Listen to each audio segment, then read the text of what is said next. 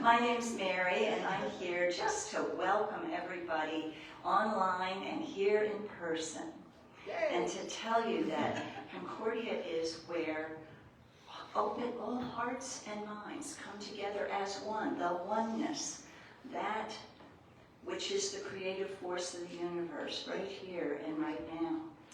And our mission is to provide spiritual tools for personal and global transformation, and to take that in truly as personal transformation, to take that in and to know that that is possible wherever you are on your spiritual path. Our purpose to awaken humanity to its spiritual magnificence. And sometimes these days that can feel a little like, really? We're, pulling together and humanity?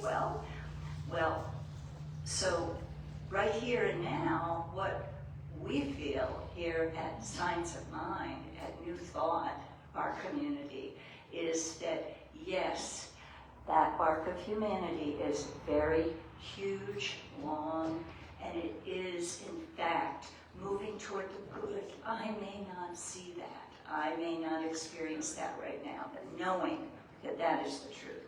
And our vision is a world that works for everyone. That is everyone. And to just hold that in your mind for a moment, that in fact, there is a world possible in the unlimited possibilities that works for everyone. If you're a first-time guest here, please see the greeters in the lobby. They'll be around all the time today. And get a package from us with some information, a magazine, and some other things that will be helpful to you. And we have connection cards. They're still orange? They are. Good color for this season. And please feel free to fill out the front side with your contact information, whatever you're willing to share. And on the back, the most important piece is there anything that you would like to experience differently in your life? Is there anything that you feel gratitude for? Is there anything at all on your mind? Put that on the back of this card, and the practitioners, those with the purple stole, will be holding consciousness for you all week long. They are confidential, and it is only among the practitioners that we share any information like that. So, and at the end, when the greeters walk around with the baskets, you can simply put your connection card in there and it'll be well taken care of. And do feel free after service to come and join us downstairs for fellowship, for some food and good conversation. And so, what I know right here and right now is that there is only this oneness that encompasses everything and everyone. And I know that this is a perfect unfoldment today. So, to the open mind and the open heart, all are welcome here, and feel that connection. So it is. I invite you to take a breath. Maybe your third, especially your exhale.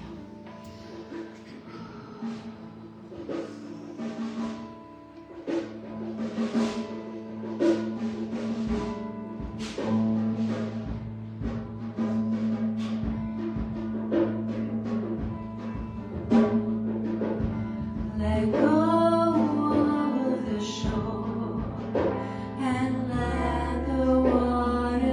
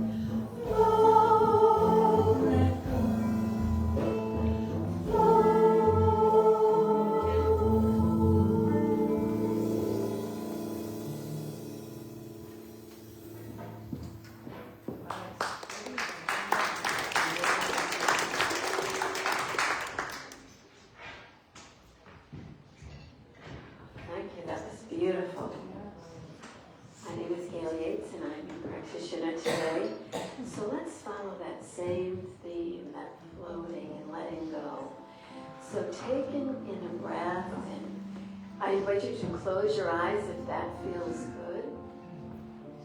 And breathe in and let it go.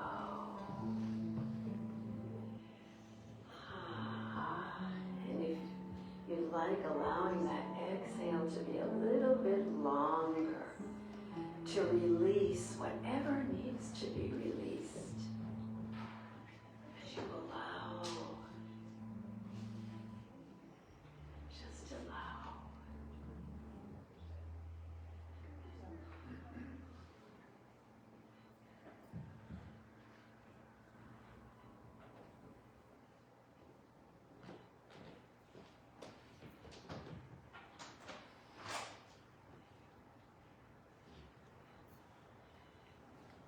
And in this quiet, this place of peace, this place that resonates with the presence, the Spirit, the one of many, many names. Allow yourself to be anchored in that place. As I feel and know the strength and the power and the softness, the soothing of my heart when I allow that peace to resonate within me. I realize that I am one.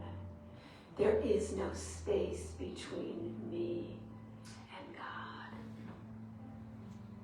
That life force that cannot ever be touched or diminished. It is fully immersed within me, around me, through me. It is the eternal universe. And I am one with it. I am a facet of that. I am born from that. I am created from that. But also never to be gone. I also have been here as each and every one, forever eternal in that life. That brilliant light that sees all and knows all. And through that knowingness, I have a faith that I do not need to know what is around the corner. I can rest in this place as I fully relax. I feel my body completely at ease in this knowing. My mind is at ease in this knowing. As I recognize the truth in myself and each and every one. I feel a fullness of peace and serenity, of balance. As I open to the goodness, I see it. As I rise above any stories that I may tell myself that are not the truth. And as they pop up in my mind, I focus on that light, knowing that is my truth. That is my path. That is my place to follow fully as I step forward in comfort and in love. So I fully claim this life of love and ease for myself, and I claim it for each and every one. And I know that my word goes beyond this place, goes beyond to every single being in this world. There is peace, there is comfort, there's compassion, and fully immersed in love.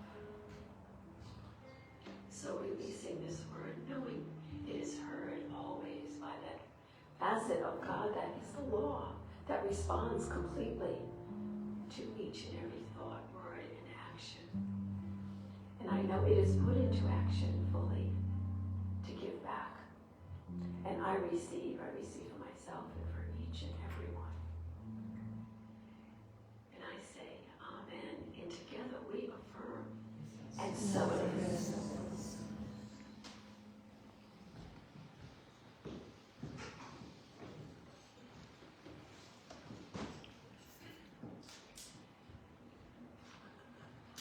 Thank you so much for that prayer, Kim.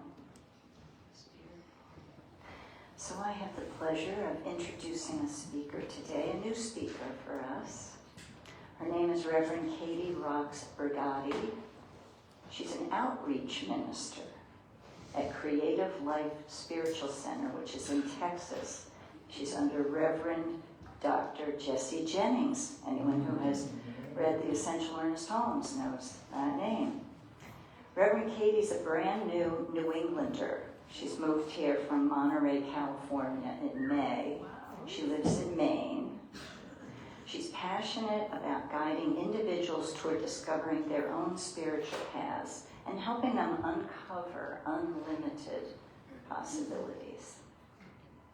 At Creative Life, she actively manages an online community that serves people around the globe, creating a genuine tribe of oneness with teachings, workshops, group offering discussions in higher consciousness, including daily meditations with Science of Mind practitioners in Ukraine.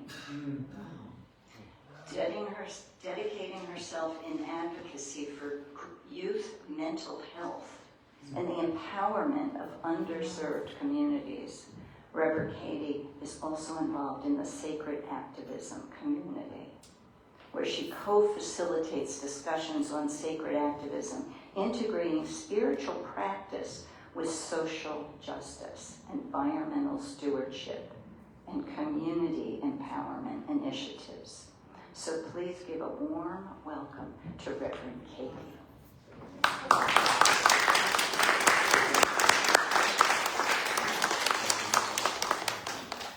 Can you hear me? Yes.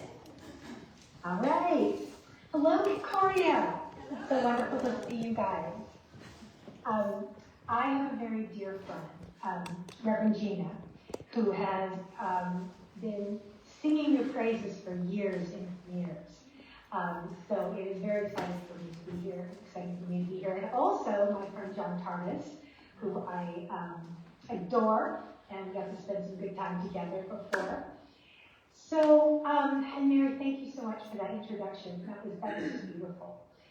And yes, it is very true that I am brand new to the East Coast.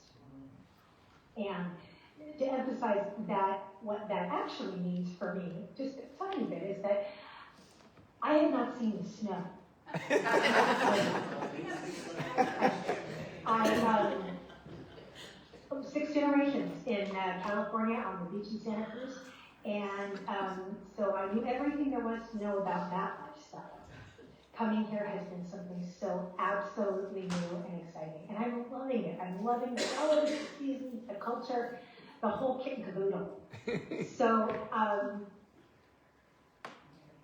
yeah. So another thing, what Mary did say in my bio is true. I do come from, I guess, a very eclectic spiritual background. Living in California, I was raised with, my parents were kind of hippies. So I was raised with some different kinds of knowing of spirit as a girl. A little bit Wicca, a little bit Christian Science, a little bit Buddhist, a lot of stuff. When I finally found Science of Mind, it called to me. I knew I was home. So you did hear in the bio that I do really enjoy learning about different cultures. And it's my belief that many of our world problems wouldn't even exist if people actually respected each other. Respect. It's more than tolerance. It's more than acceptance. I've been using this analogy of, let's say I like rock music, and my neighbor happens to love opera. Nothing against opera, opera's amazing. I don't have to understand or tune out their music. I can, however, respect it without needing to change it. Does that make sense? Respect. So let's begin with my original talk. So if you wouldn't mind taking, let's just take a deep breath together. When we inhale, we're going to inhale life. When we exhale, we're going to exhale life everlasting. So life and life everlasting. So breathe with me. Inhale. Belly breath. And exhale. Life everlasting.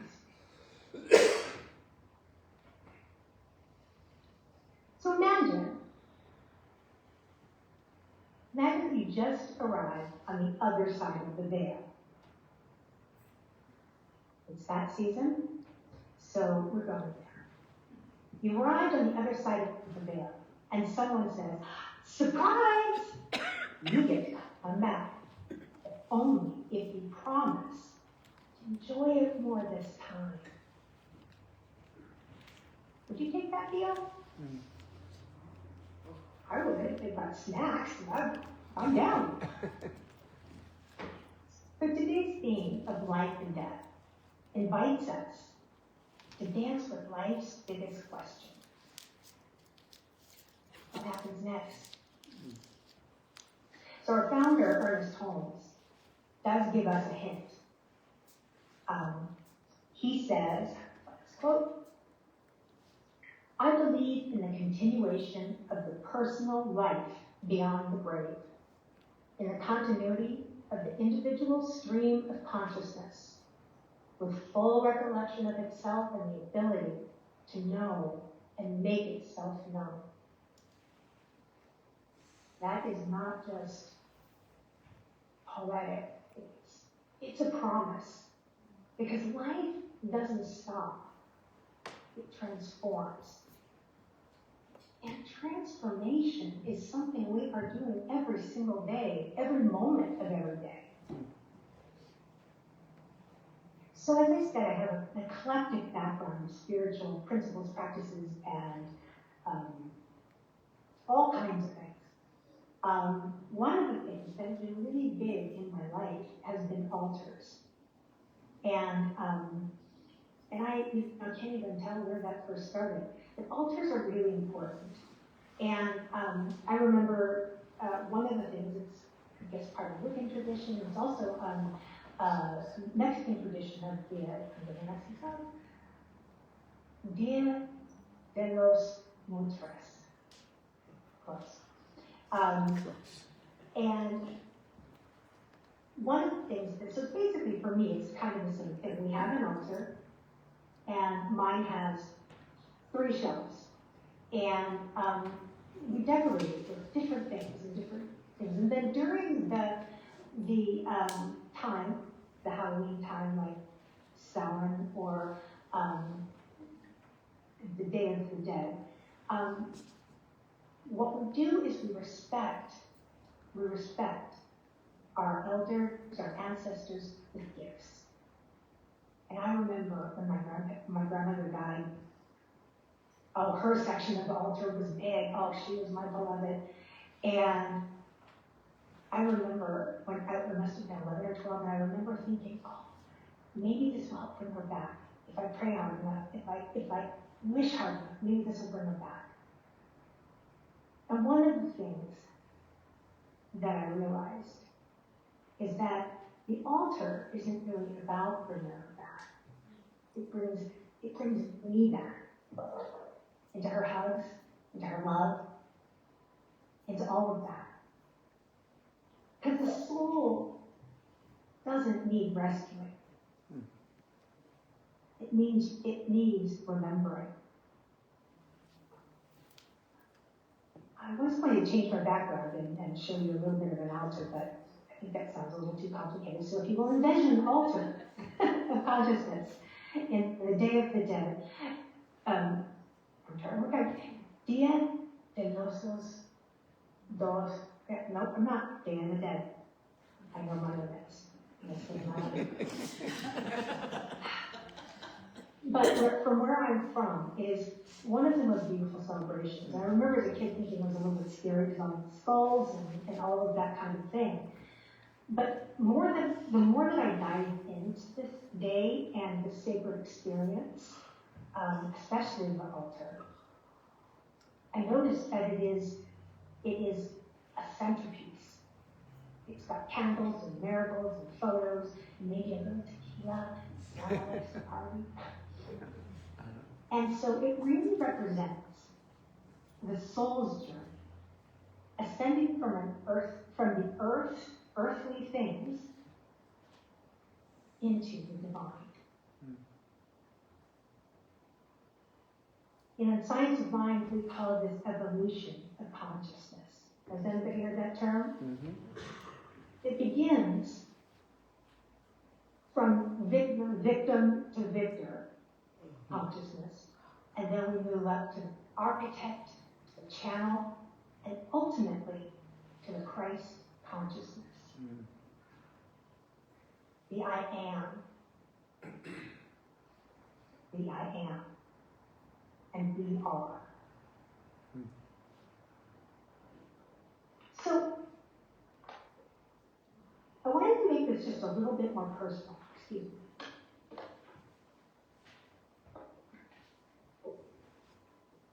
So, imagine, if you will, if your life were an altar today.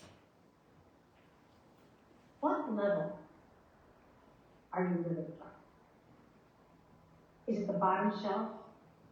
The whiny shelf? Or maybe it's the middle one where I think I've got it together, but semi good juju anyway.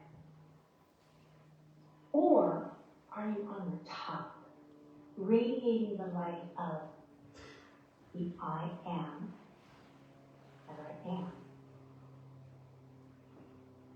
So if you'll indulge me just for a second, I wanted to do just a really simple, quiet visualization based on what I had just talked about. So if you wouldn't mind, just sinking down a bit and closing your eyes, and go to that special place, always knows perfection in our soul. A place that is God. And we're going to visualize an altar. With 3 shelves.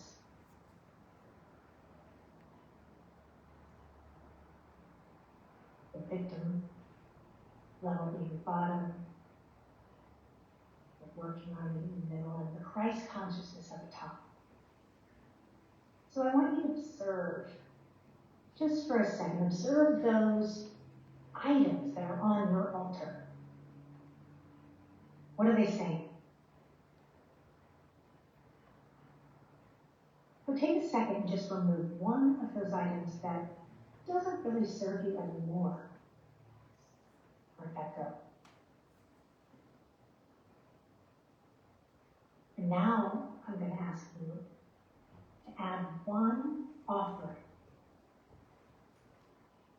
Gratitude, forgiveness, or love. Spiritual engineering, moving that furniture of consciousness so more light can be in the room.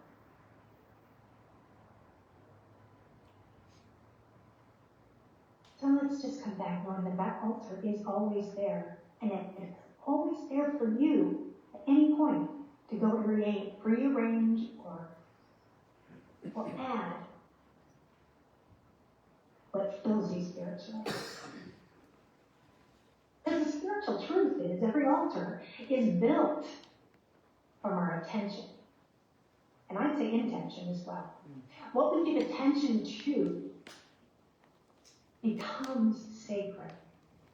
So if we fill our altar with fear and gossip and resentment, and oh no, the world is falling apart, it's like decorating it with banana peels and burnt candles. But when we fill it with gratitude, with laughter, with love, we create a radiant space where our spirit shows up and says, oh, yes, I live here. I live here.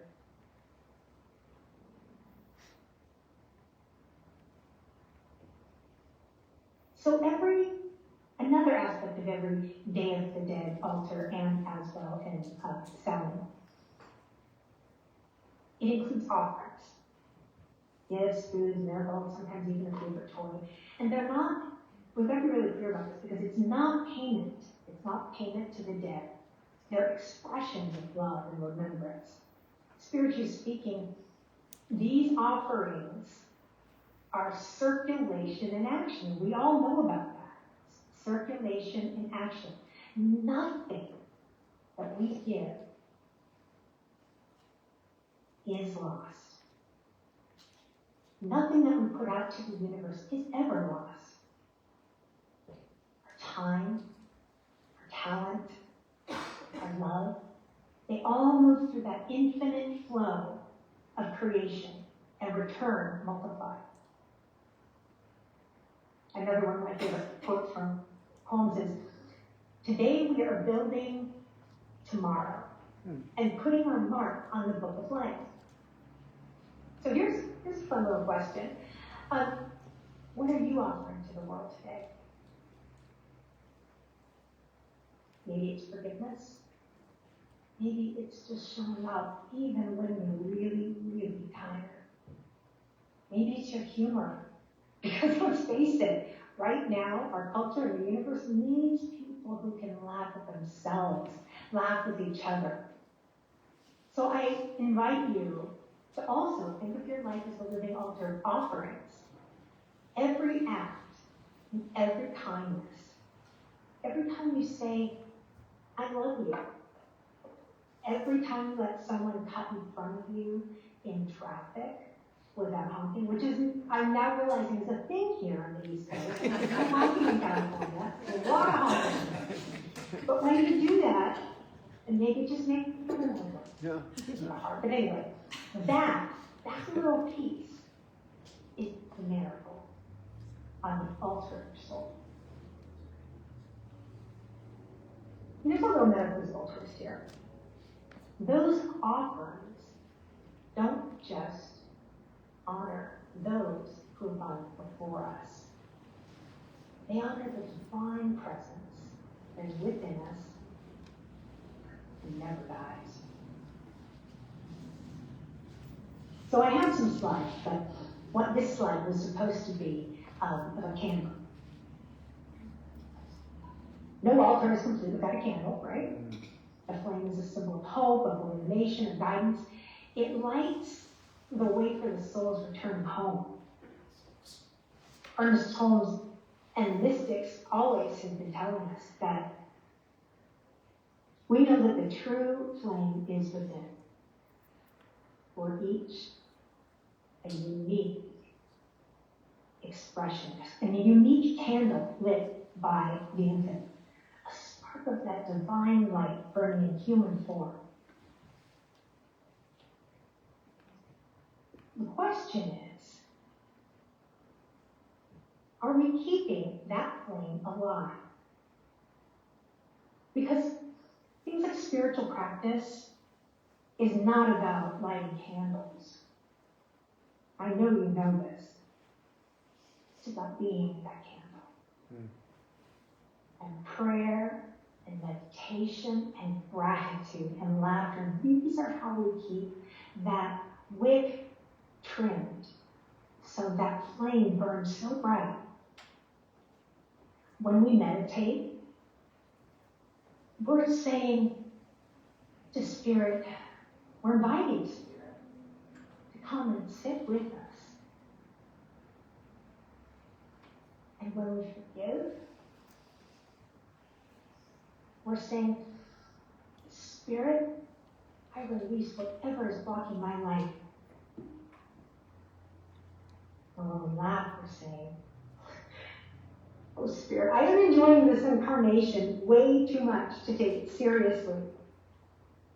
So maybe enlightenment isn't really about ascending into a heavenly place. Maybe it's about realizing we are already there right now when we're all.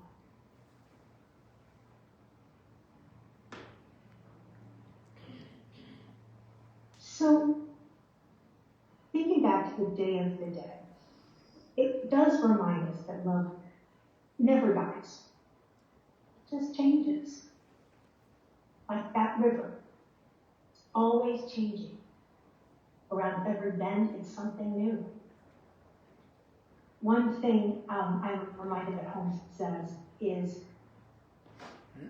we prepare not to die, but to live. And this great event of the soul takes place. It should be beautiful, sublime, and glorious experience. I love that one. So what if we lived like we already knew that? Like we had that one down? What if we stopped fearing endings and started celebrating everyday, simple, new beginnings? Let us honor our loved ones by living fully and loudly and joyfully.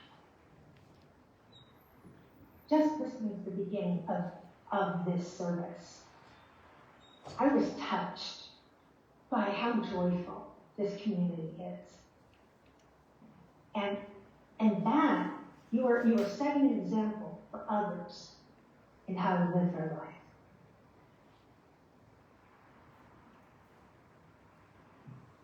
So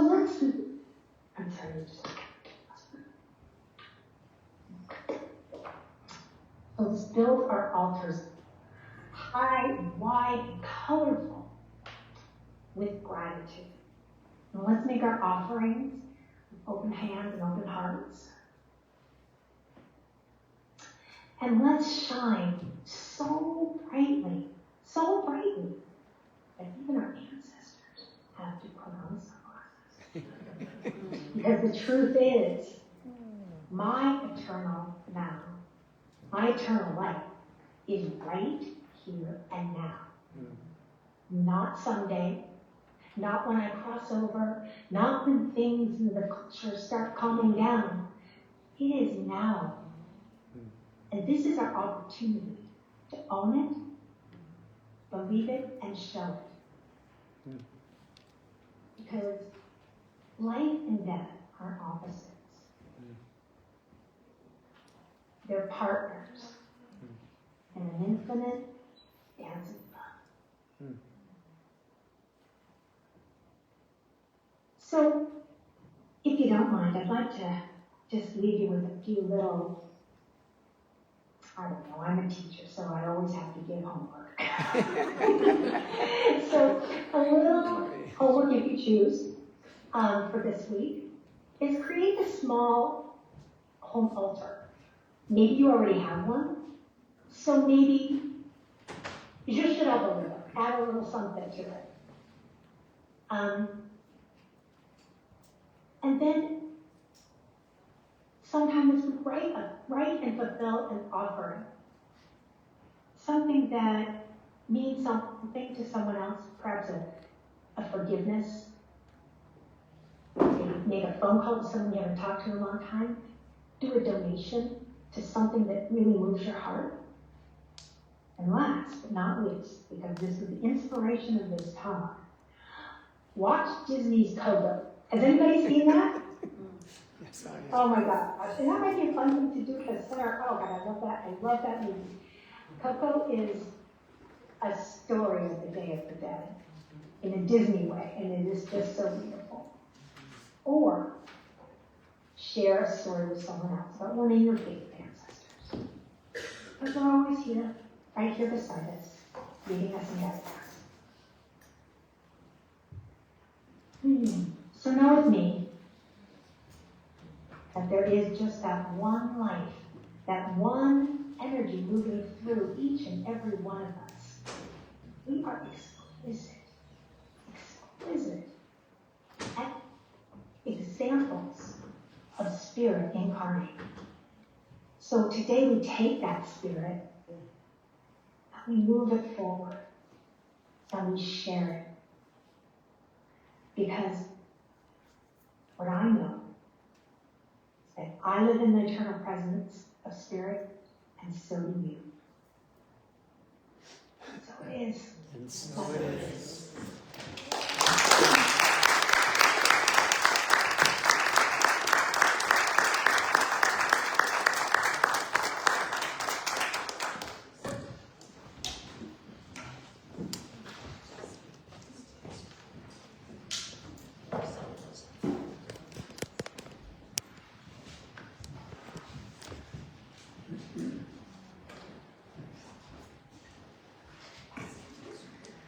Wonderful. Thank you so much, Reverend Katie.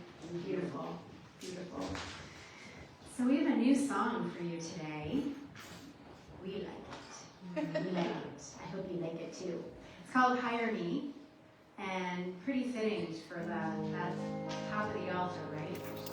Let's connect with our Hire Me, embody our Hire Me.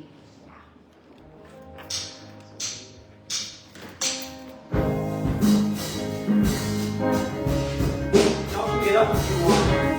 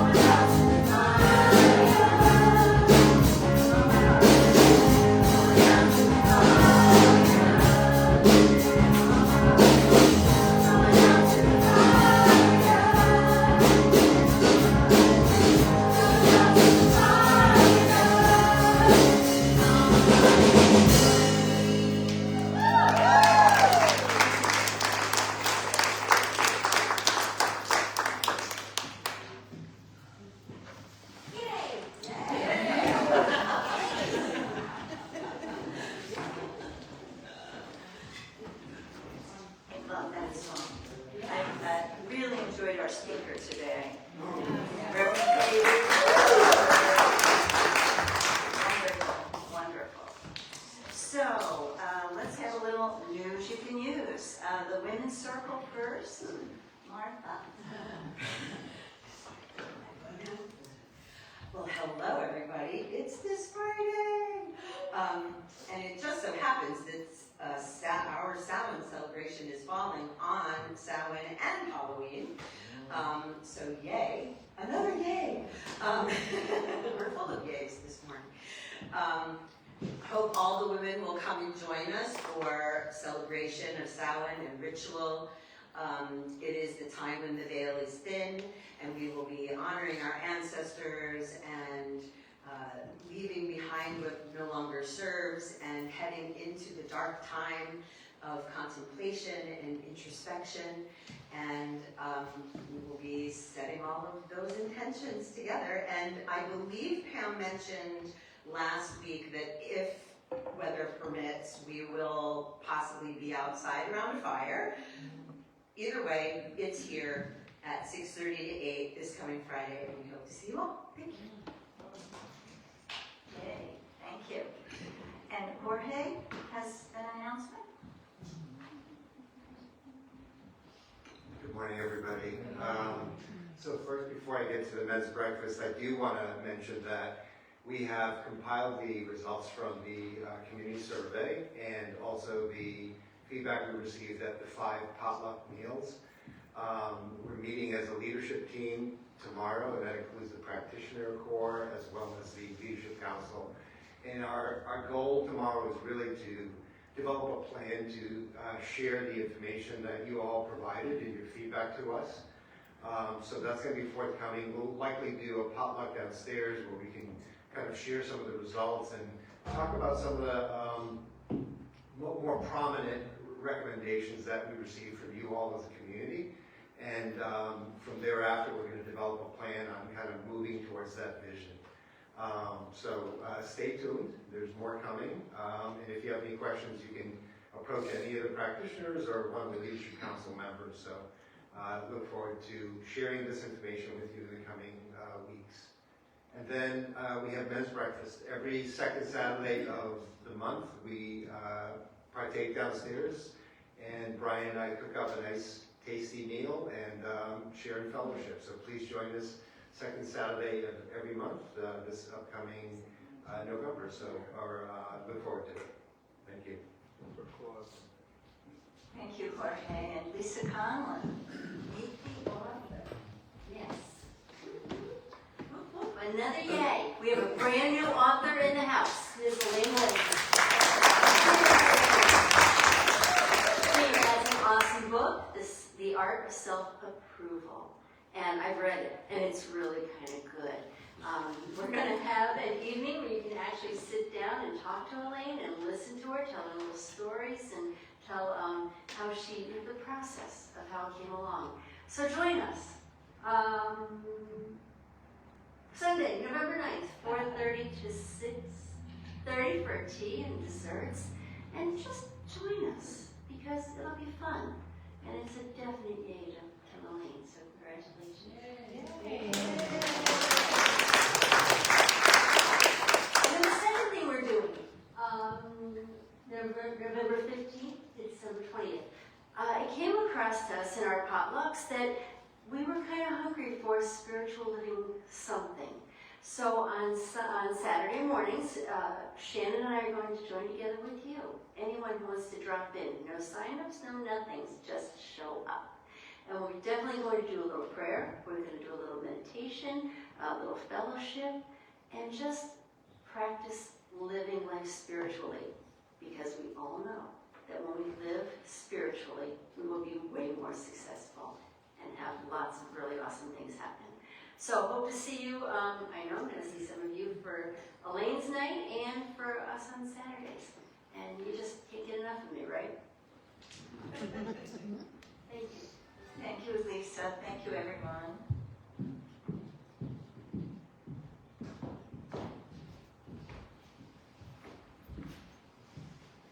Thank you. A lot of exciting things are happening. Sounds like we're living from the top shelf. I love what she said, the top shelf. She wasn't from the top shelf. So now it's time for conscious giving. And I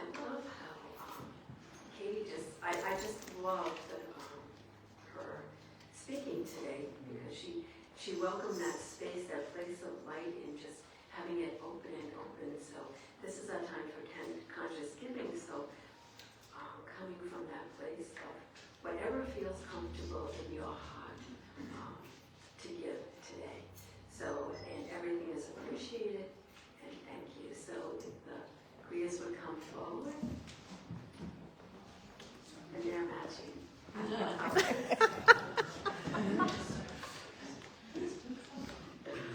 So let's join together with the, let me give the phone number first.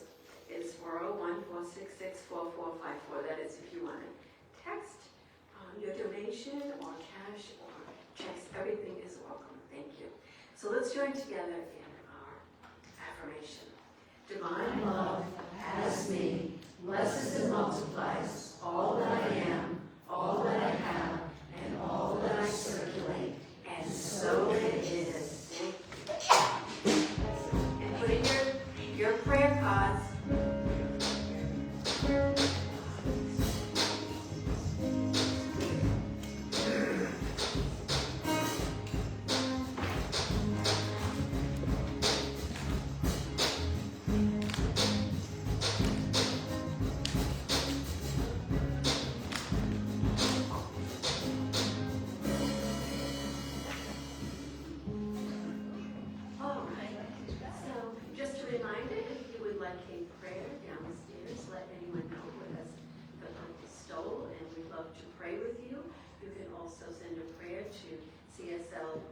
Prayer@csl.org anytime during the week, and we will answer you. And as Mary has already said, the practitioners do pray on your prayer cards for the week. So, any way you'd like to pray, please take it.